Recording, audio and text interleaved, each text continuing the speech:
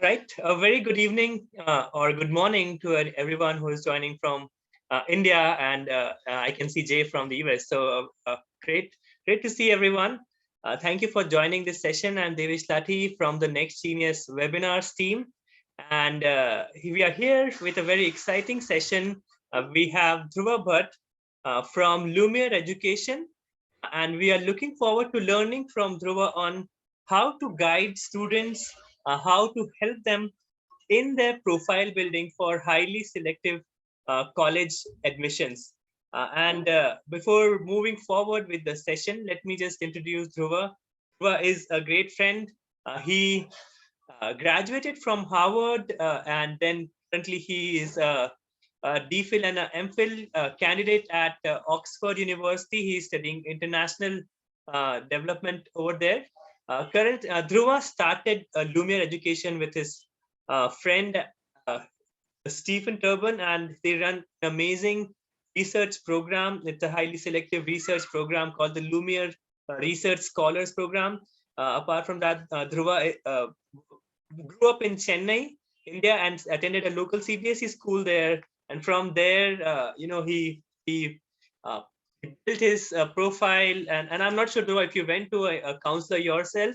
Dhruva did not go to to a counselor, but he worked on his own profiles, his own essays and all, and eventually got into Harvard. So it's a great story, and I'm sure Dhruva is going to talk more about his journey as a applicant to Harvard. And I'm sure you're going to enjoy this session and take back lots of learnings. Before passing on to Dhruva, I have a few poll questions which I would like you to answer. So I'm just launching a couple of questions, and please take a moment to answer that. First question is, if your school has returned to in-person classes for the high school students, and if you could please help us understand whether you are in person or whether you are still working in a online model. Okay, so I can see the responses coming in. If you are an independent counselor, you can tell us whether you are doing in-person meetings or you're still working online. Yeah, great, thank you. I can see the answers coming in. All right, just another 5.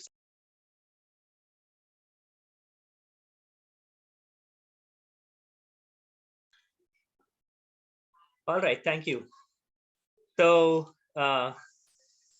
more than half the schools have started fully in person. I think that's something great. Thanks for sharing that. And next question is, if you could tell us which city are you joining from today? Okay, the responses have started coming in.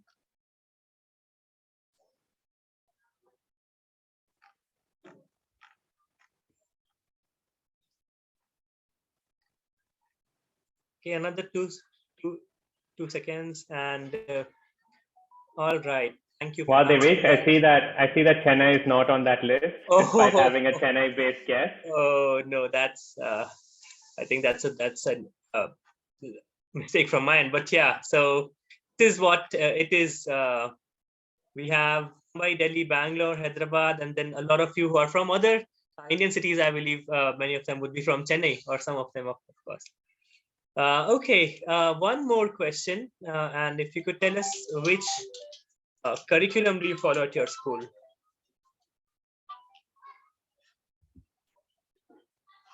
Okay.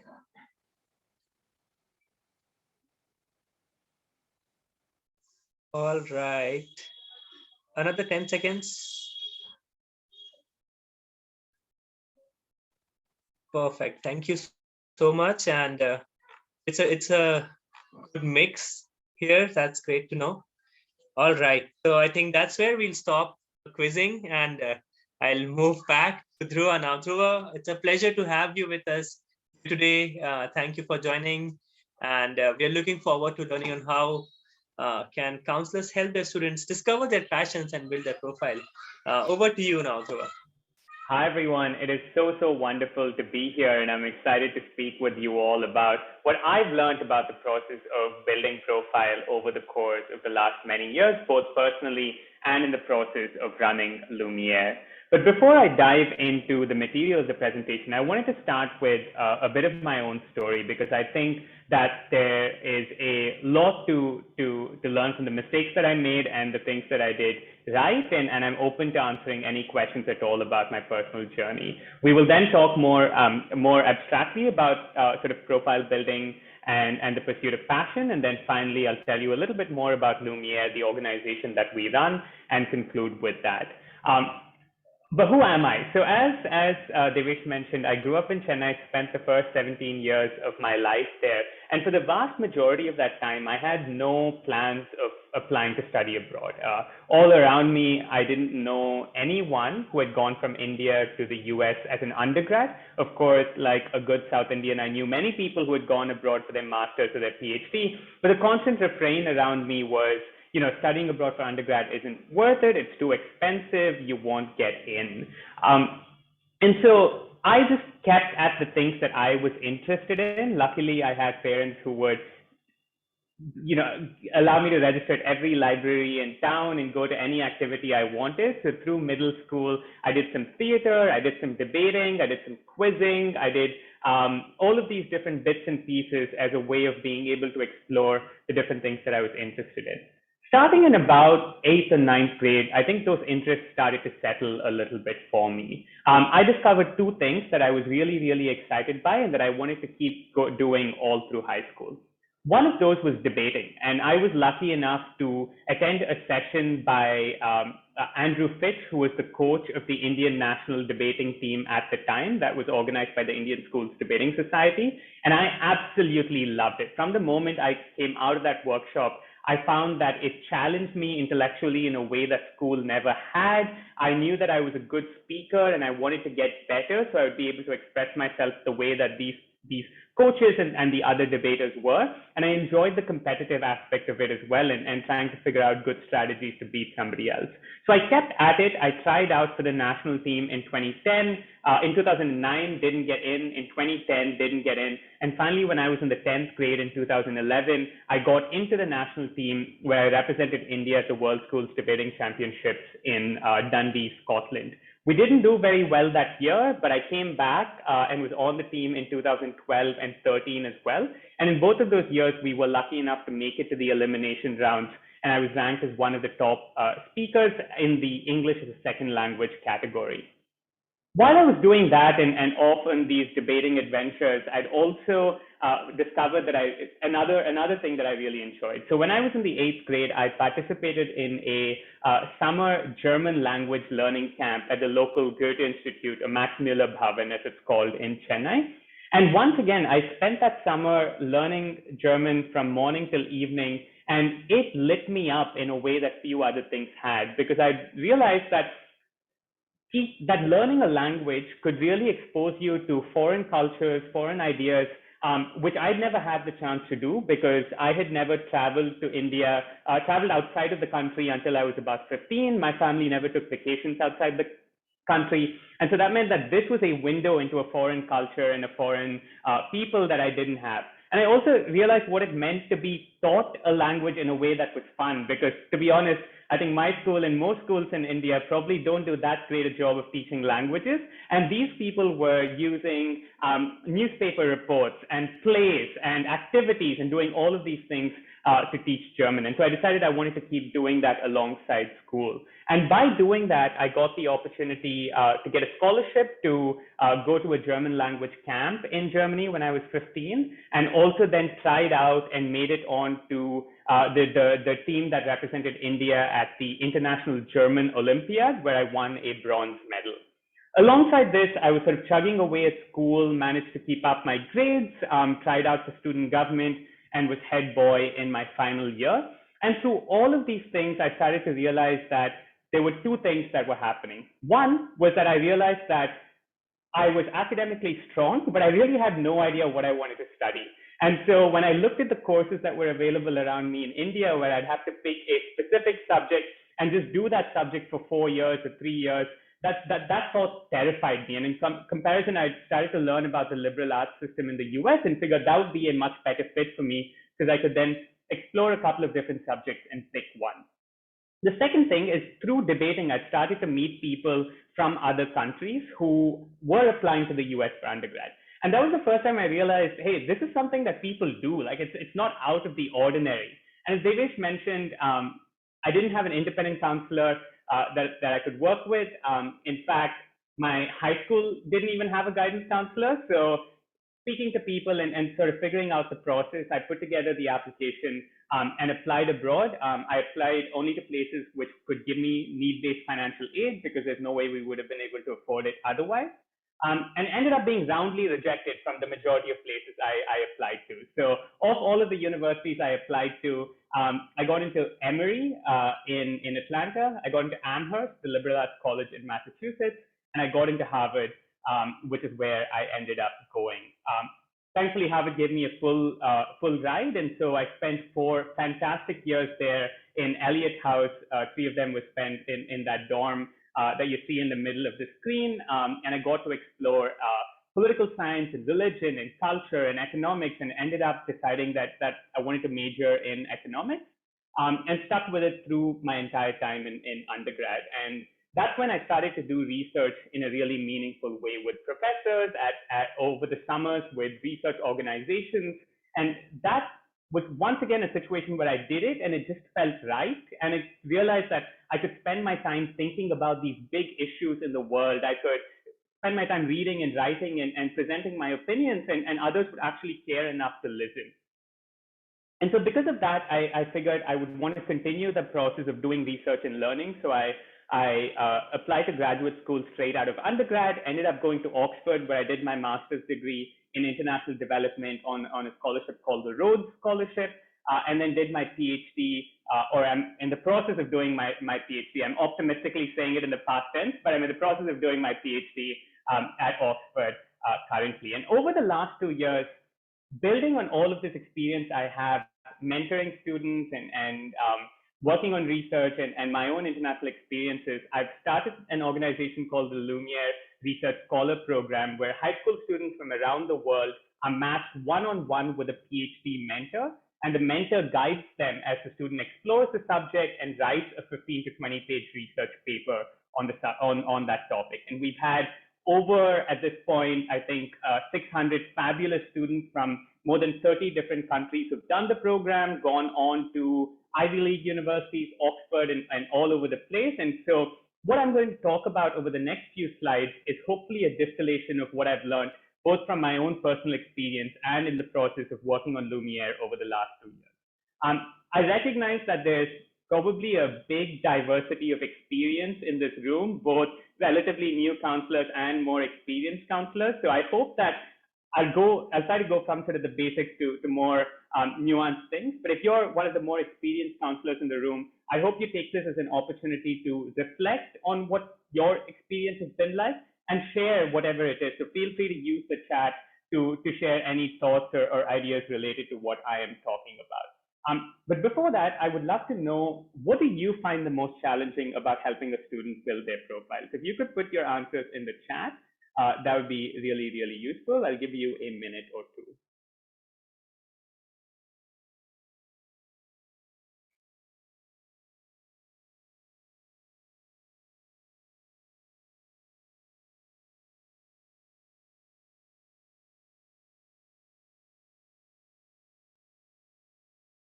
Time management is a real one. Helping them find something they're really interested in doing. A lack of opportunities.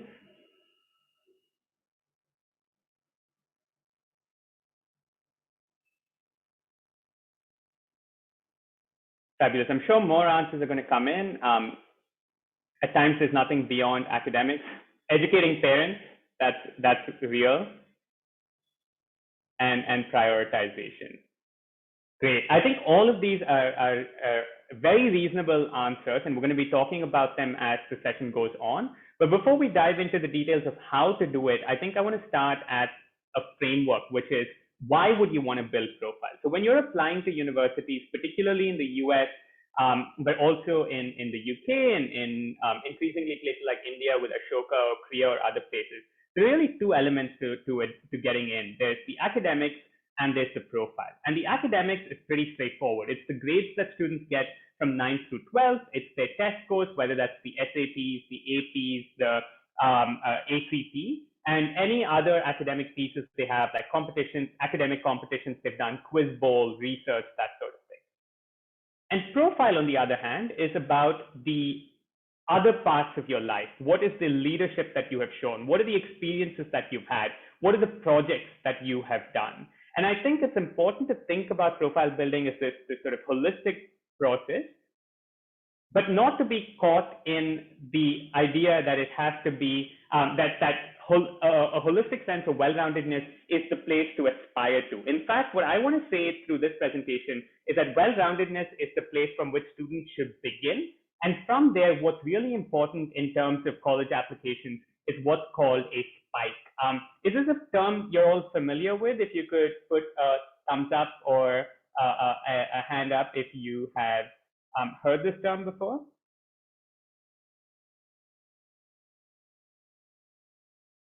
Perfect.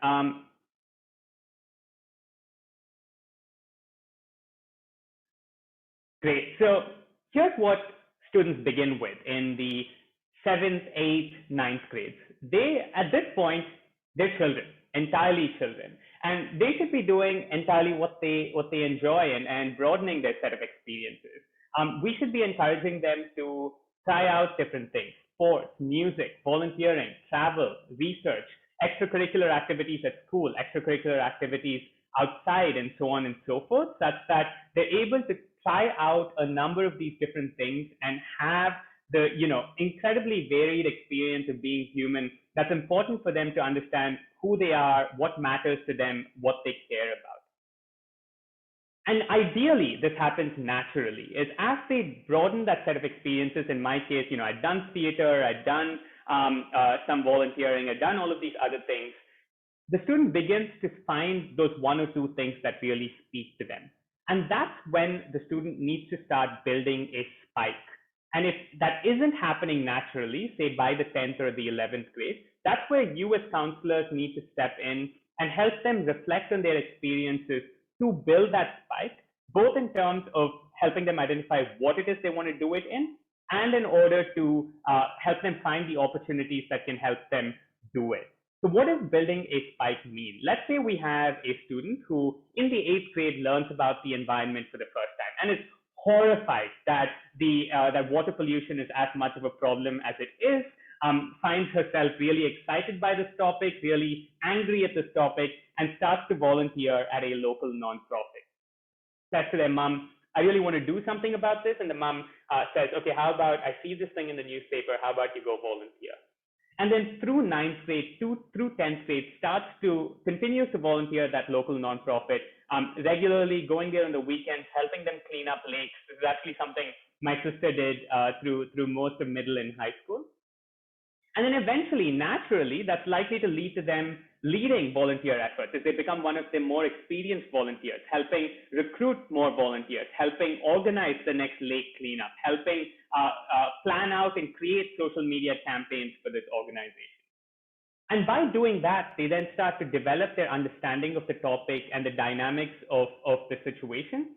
And maybe they decide to distill what they've learned to write an article about the issue.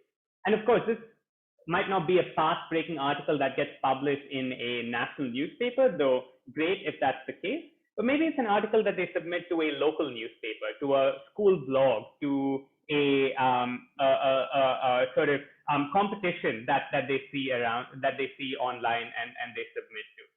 And then once they've done that, they start to get feedback on that, they start to talk to other people, and they decide that they want to take the experience that they've had and what they've learned to start their own social enterprise that tries to create sustainable sorts of products that don't result in the water pollution that mass-produced products result in. That, I would say, by the end of it, especially as that enterprise starts to grow, they're able to get customers, they're able to set it up in a meaningful way, is what describes a really meaningful spike, because this is something that a student has deepened their interest and experience in over time and done multiple different things within this area of anti-water pollution activities that shows that this isn't a fleeting interest that the student has, but something that they really care about, that they've been working hard in, and that demonstrates the values that matter to them. And I think there's probably two ways of thinking about the value of a spike. One is in terms of impact, just in terms of how many people do you affect, what is the size of it, how sort of anything that you can do numerically to demonstrate the impact is super valuable. So if they're able to say on their activities list, I had a campaign where more than 7,000 people participated. I created a social media campaign that reached over 1 million eyeballs. I raised over X thousand dollars in funding. Those are all numerical measures of impact that demonstrate just how valuable what the student has done is. You could also measure impact by stories. By telling a really compelling story in an essay about that one child and that one society that they helped, the impact that they had in their school. So all of these are ways of measuring impact, but it needs to be something that helps meaningfully somebody else or meaningfully changes the minds of others. The second aspect of this is uniqueness. So is this something that everybody else around you has done as well? Or is it something that sets you apart, that differentiates you in this pool? And I think both of these are important aspects of it. And when you're thinking about impact, you can either think about it through a sort of market traction method or a credentialing method. And so market traction just says the numerical aspects that I've talked about, which is, can I show that this is a countrywide impact? Can I show that this is a substantial cross-section of society? But you could also have impact through an institutional credential, through a prize that you have won, through a recognition that you have got, which is sort of an indirect way of measuring the impact, because it's somebody else looking at your work and saying, hey, this is real valuable work that universities can then look at and say, okay, so we don't necessarily know what the impact of this work is, but here's this other group that we trust, other sort of institution that we trust that is saying that this is impactful, and I will trust their word. And so I want to walk through a couple of different student profiles and think about what their spike looks like. So here's student A. This is a student who's interested in journalism, and you'll see that all the profiles today will have strong academics, because when applying to highly competitive universities, that's kind of non-negotiable. So they've got straight A's, they've got, this demonstrates my age. When I took the SAT, it was out of 2,400, so they've got a 2,350 on the SAT and a strong ACT score as well, and a number of AP courses. And in terms of their extracurriculars, they're a part of a number of different clubs at school and have done some volunteer hours at the local animal shelter. This is an amazing student. This is a student who is committed, who's hardworking, who has a variety of things on their plate. But unfortunately, this is not likely to be a student who stands out in the application process, because while they're well-rounded, you've got to think about it from the admissions officer's perspective, where the admissions officers are reading thousands of applications, and they've then got to advocate for the ones that they like best to the other admissions officers. So there's got to be something that they're able to say, hey, that kid, that's the one that's going to be the, Nobel Prize winner in physics. That kid is going to be the one that changes the path of environmental conservation. So you need to be able to have an identity that demonstrates that. And I think student B gets closer. Student B is someone who's interested in biology, strong scores overall. But in addition to the things that they've done at the school level, has also done a summer internship working with a marine biologist and has written for their school biology magazine. This is what I describe as a small spike. So there is something that stands out in the officer's head when they're reading this. It's at the school level or at the local level, but it's still valuable, and I think does make them somewhat competitive. Student C, in comparison, is someone who has a really strong spike, and that you can look at both in terms of the impact and the credential, in that they have done research in physics and worked on issues in physics for a very long time. So that's a way of showing impact. They've done school biophysics for 2 years, and then full-time particle physics research over a summer, and has then gone on to the US Physics Olympiad camp. And that camp aspect of it also demonstrates that they're doing this at the national level and that there's a credential on it. So this is a student that I'd say has a pretty strong shot in a university application process, particularly if they're applying to a more technical program or a more technical university. But here's the kicker. We've now gotten to the point with college admissions where often even this isn't enough. And increasingly what we're seeing is that the kinds of students who've got the strongest sort of application tend to be able to demonstrate a combination of a big spike and a small spike. So in my case, you could think of my big spike as debating. That's what I wrote my Common App essay on. But I also had this other thing of German that I'd done at a pretty significant level, which set me apart from all of the debaters who were applying with excellent things to Harvard University. I would say I'm probably the only person who was both a national level debater and a national level German sort of competition person who was applying. And so student B is someone who's got that real excellence in writing, who has published in national magazines for teenagers, won prizes in writing competitions, run a blog that's been reposted and received thousands of views. But alongside that has also been doing skiing, mostly as a hobby. Just participated at some regional competitions, definitely not something that in of itself would get them into university, but does have a really strong profile because they're able to both be excellent at something and have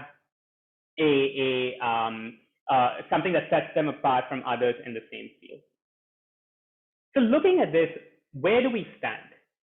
Ideally, this would happen naturally, as it did with me, where students try different things, have that sort of drive and passion to pursue things that they've taken from step 0 to step 5, are incredibly lucky in that these opportunities kind of fell in my lap. My neighbor ran the German Institute where I did my first program. I was lucky that the national camp was selecting from my school.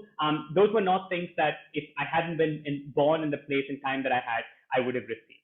So that's where you as counselors come in, which is if not all students are lucky, if not all students have the same kind of personality to build this on their own, how do you help them get there? And I'd say there are 4 principles that are important. The first is to encourage them to explore and be curious, especially when they're younger, in the 8th and 9th grades, for instance, to say, try out different things. If you're scared of failing, it literally doesn't matter. You will gain an experience that makes you a better person. Encourage their parents to encourage them to explore as well. And I think this first step is really, really valuable because it then means that they've built up the strong base from which they can then hopefully, step 2 is reflect on what appeals to them and find new opportunities in that area. So say, tell me about what you're doing. Take a genuine interest in the things that they're doing, even if what they're doing doesn't seem impactful right now. If what they're really interested in is watching YouTube videos, ask them what YouTube videos they like watching. What are some of the people that they follow? Why is it that they're drawn to them? If what they really like doing is playing Minecraft, ask them what is it about Minecraft that appeals to them. And by taking an interest in what they're doing, try and help them identify what is it that appeals to them. And then you be the wise one in the room, the one who's got age on their side who can say, how about you try this other thing that actually links to what you're interested in X, Y, Z ways. And maybe they're a teenager and storm out of the room. Maybe they take it seriously, but by helping them identify new opportunities in that area, you're able to help them deepen their spike in a way that matters. And I think Fauzia has some great suggestions, which is appreciating their work is really valuable here as well, rather than dismissing them. At the end of the day, they want to be treated as adults, and very soon they will be. And so recognizing and connecting with them to then help them find new opportunities. Third, and this can be hard, is to push them to work hard and be conscientious. None of this is going to come easy. And college admissions officers can tell when you've half-assed something. So it's important to say, if what you're really aspiring for is a top university, and it's okay if you're not, you will need to work hard. You will need to make sacrifices. You will need to prioritize things at different times. And at the same time, reduce some of the fear that they have, because they're likely to look at students like me, like others who've gotten into top universities and say, I can never be that. And remind them that it's about 2 things that happen: time and narration. It's about time in that when I was preparing for a German competition, I was not also trying to be a debater. When I had an exam coming up, I was not focused on my volunteering efforts. To some extent, I was trying to balance them, but often you'll find that people have done their activities serially, and it's only when you look back on it that you say, whoa, this person has done so much. But at any given time, they're really doing more than one or two things, hopefully. And the second thing is that it's about narration, that you need to be able to look back on what you've done and create a narrative and story around it. And there are different ways of doing things. So say you've done a research project, you could use that in your story, in your college applications as a sign of your academic achievement. You could also use it as an extracurricular that demonstrates that you are motivated and got good time management and so on. If you have an extracurricular activity like volunteering for the environment, you could show that as a demonstration of your social values and your care, but you could also use it to demonstrate that you are a team player and that you're able to engage with others. So at the end of the day, it's looking back on the things that you have done serially through middle and high school, and then creating a story around it and convincing them that as long as they have put in good effort and that they have dug deep into the things that they care about, they will be able to do what it takes to put together an application. I think that's personally how I would encourage counselors to think about it. Of course, I'm sure you guys have suggestions too, which I'd love to hear about in the chat. But before we wrap up, I'd just like to tell you a little bit more about Lumiere and pass it over to you. So as I mentioned, the Research Scholar program is a 12-week program where students work one-on-one with a researcher from a top university. We've had now over 600 students from 30 different countries, as I mentioned. We've had students do research in everything from urban disaster management. So this is Avni, who did a close reading of policy documents to analyze how the Bombay city government deals with urban disasters. She ended up getting into Yale, might be going there, is waiting to hear back from regular decisions as well. Or Asta, who is interested in astrochemistry. And so she did research on how old the solar system is by comparing different approaches of studying space material like meteorites and asteroids, and compared them to say, based on comparing these different methods, their assumptions, their evidence, this is how old I think the solar system is. And Asta is finishing up her first year at Cornell. And Lynn, who did this program with us when she was in high school, was interested in the humanities and did research on how protesters in Hong Kong expressed their political demands. And so the program application process is straightforward. You'll find it in the website. You apply through a written application. We then interview you and match you with a mentor. And if you're interested, you kick the program off. And over the 12 weeks, go from exploring the topic to picking a research question and then actually writing the research paper. We've had students do research in the social sciences, in the sciences, in the humanities, and our mentors come from sort of top 30 universities in the US and a few universities in the UK. I'm going to skim through this because I know that we don't have too much time for questions, but we've had some excellent academic results. Students have used this in their essays, have talked about it in their interviews, have written about it in their recommendation letter, or have asked for recommendation letters from their mentors, and also used it for supplementals as well. And some have even included the paper as part of their application process. And this is relevant. We've had students get into the Ivies, into Case Western, into Oxford, all over. All of this is on the website. These are the 3 programs that we run, and we have a summer cohort coming up. So if your students are interested, I would love to hear from them. I'll drop my email in the chat as well. But enough about me and enough about Lumiere. I am excited to answer any questions you guys have. Superb. Thank you so much, first of all, Dhruva, for sharing all that wonderful information. And let me also tell all the counselors who are present here that the Lumiere Research Scholars Program is a fantastic program. And we have had many students participate in the programs and have shared fantastic reviews of their experience with Lumiere research mentors that they work with. So great job there, Dhruva and your team. And before moving to Q&A, and feel free to post your questions in the Q&A in the chat box. While we are moving to Q&A, let me just share a couple of resources with you. We have a YouTube channel out there where there are lots of amazing resources for all the counselors out there. One of such resources is a playlist of videos called What to Study at College, where we have 30, 40, actually 30 videos where we have interviewed professors of various majors, computer science, psychology, to learn really what that major is all about. So I think that is a playlist. Those videos are something you can really benefit from, and those videos are something you can also share with your students so that they can actually understand how is a data science program different from a computer science program, or how is let's say accounting different than a general international relations or a business program, right? So I'm just going to paste the link of our YouTube channel in the chat box, so feel free to check it out. And the second is we are doing a larger fair. We're calling it a profile building fair, where again Dhruva and other programs like what Dhruva runs are going to join us, share about different opportunities that students have available. We'll learn about the new online SET. We'll learn about online research programs like the Lumiere Research Scholars Program. We are going to learn about some amazing summer schools in the US or outside the US, and I'm then going to talk about internships. So I invite you to join this, and of course share it with your students as well so that they can also benefit from it. So I just shared our website link also in the chat box. With that, we are just towards the end of this session, but before closing, of course, there's some time left for the Q&A. So feel free to use the chat box, post your questions, or you can simply raise your hand and I can unmute you for asking the questions. And while you're asking the questions, I'll just have one final question poll for you. Just launched the poll.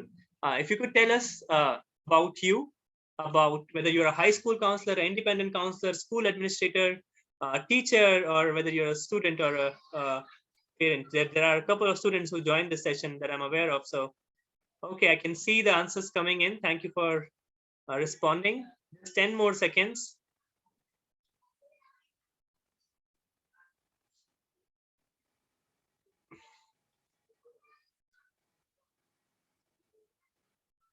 Thank you for answering that.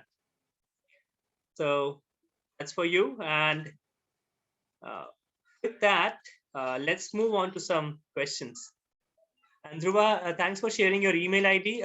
Everyone, please feel free to reach out to Dhruva on the email ID in the chat box.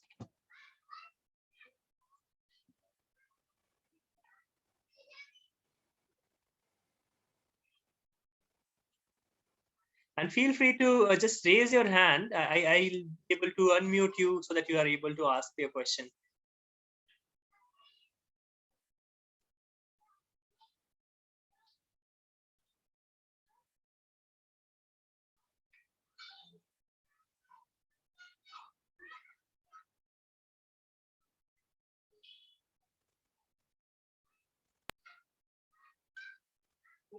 Great question, Anuj.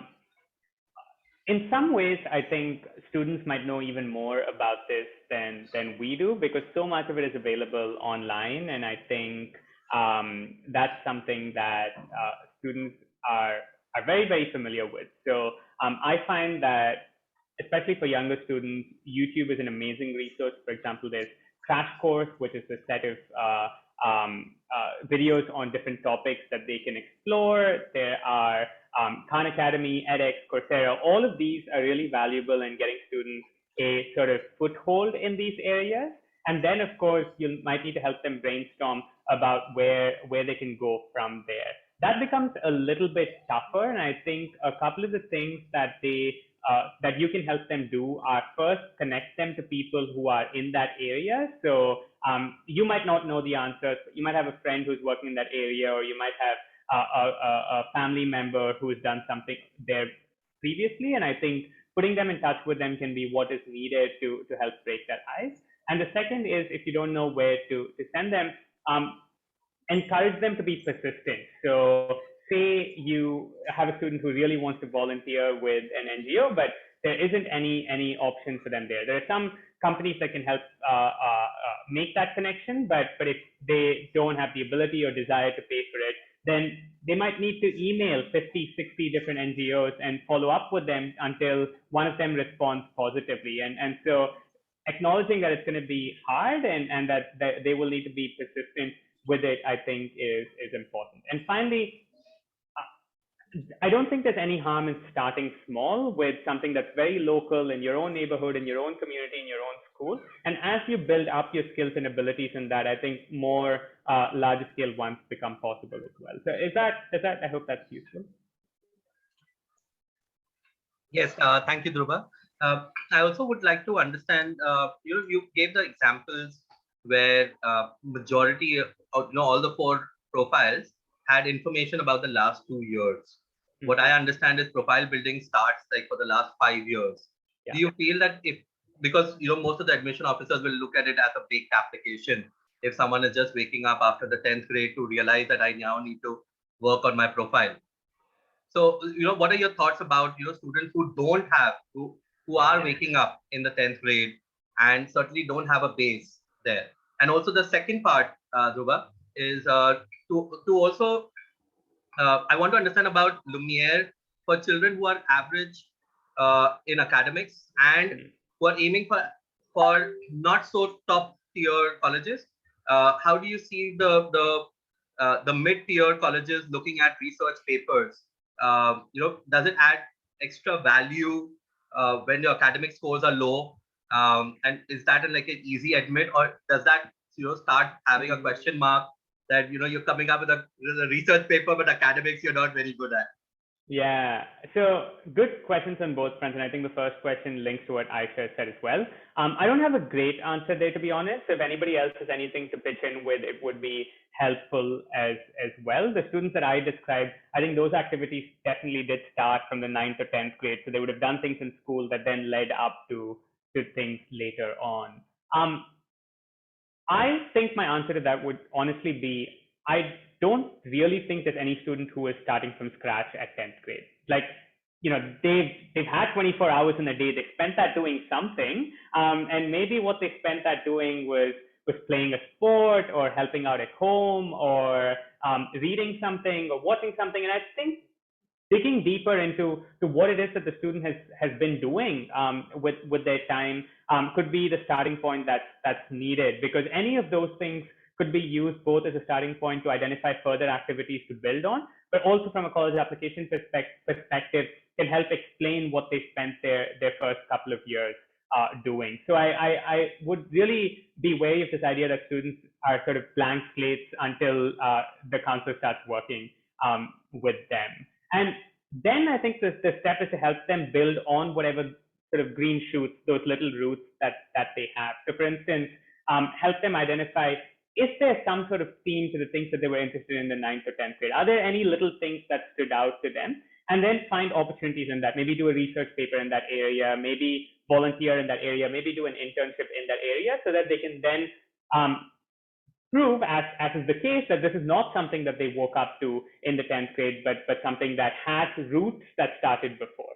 Alternatively, if it really is a situation where what they want to do in the 10th grade is radically different to what they've done before, or is they haven't done anything before, I think that's hopefully explainable from a college application perspective. If they are able to write a vulnerable and authentic essay that explains that maybe they were not focused in the first couple of years, maybe they didn't realize what opportunities were available, and then what changed in them that motivated them to do it. And I think that can be a valuable thing to do as well. With regard to research in particular, I definitely don't think research is for everyone. And if a student is sort of academically really struggling in school, a research project might not even help them personally, because it might make them feel further demotivated and struggle. But that also doesn't mean that the primary thing we're looking for with Lumiere is like sheer academic brilliance and nothing else. Rather, what we're looking for are 3 things. The first is we're looking for students who have that curiosity. So are excited about the prospect of learning, are excited about the prospect of doing research, even if their grades are maybe B's or whatever, that's fine. They don't need to have all A's, so that definitely helps.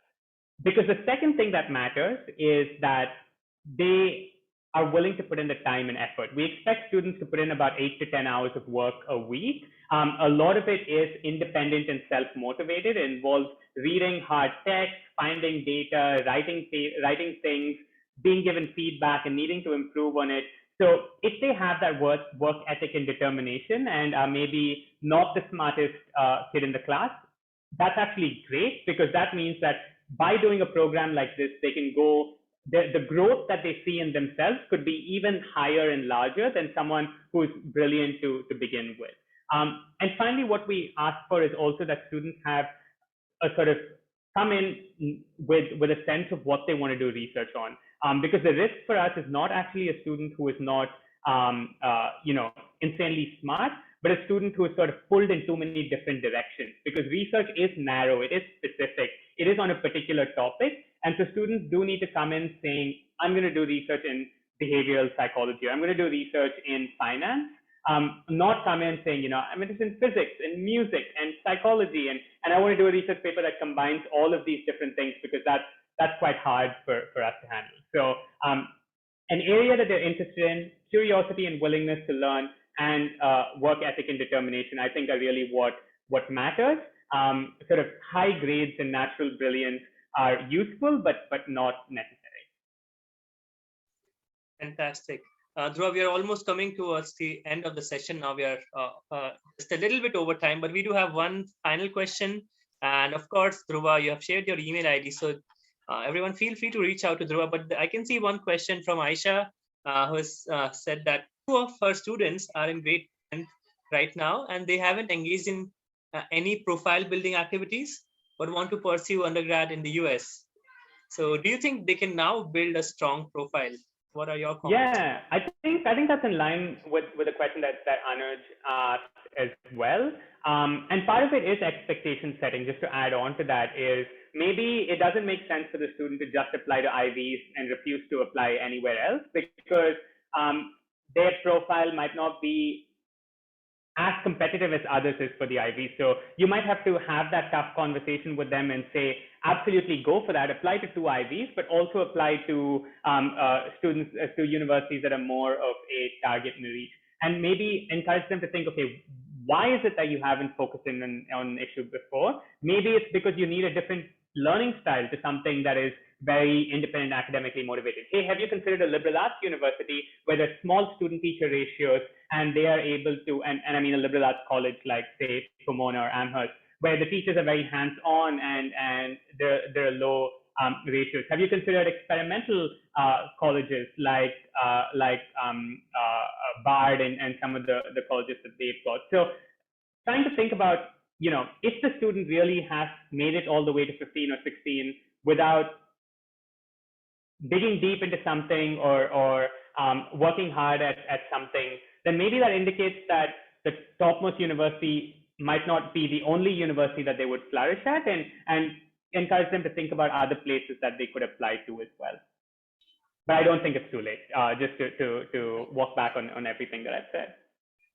Superb. All right, so we're at 6:50, and I'm sure you had a fantastic session. We have recorded this, and the recording will be available on our YouTube channel. I'll also email it to all of you. But thank you, everyone, for joining. Thank you so much, Dhruva, for sharing your insights and sharing your story. Okay, Jay, I think we have one final comment. Jay, yes, go ahead, please. I just wanted to thank Dhruva for doing this. For 20 years, I worked as a fellowships advisor at Rollins College, which is a liberal arts college in Florida. And my job was to find these diamonds in the rough and work with them so they can find their passion and apply to scholarships like the Rhodes. Dhruva didn't mention it to you. The Rhodes Scholarship is one of the hardest, most prestigious scholarships you can win.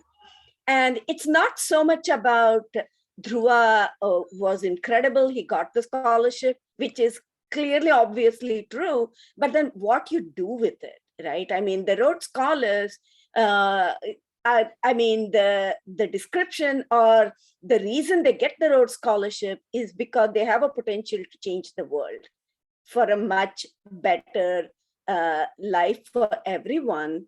And it is very clear from what Dhruva is saying, that's what he not only showed the potential, he's actually doing it. Everything I hear about Lumiere is so exciting. And thank you, Dhruva, not just for this presentation, but for doing something like Lumiere, which really helps many generations of students who have the same fire as you. Thank you. Thank you so much. I really, really appreciate that. Thank you so much, Jay. And once again, thank you so much, Dhruva, for coming here and sharing your insights and your journey with all of us. So it's a pleasure having you here. And thank you to all the participants for taking time out of your day and joining us for this session. I hope it was a good learning, enriching experience for all of you. And hoping to see some of you or all of you tomorrow for the profile building fair. But do share about tomorrow's event with your students, because they are the ones who can really benefit from the sessions that will happen tomorrow. Thank you, everyone. Have a great evening or a great day ahead. Bye. Bye, everyone. Thank you so much.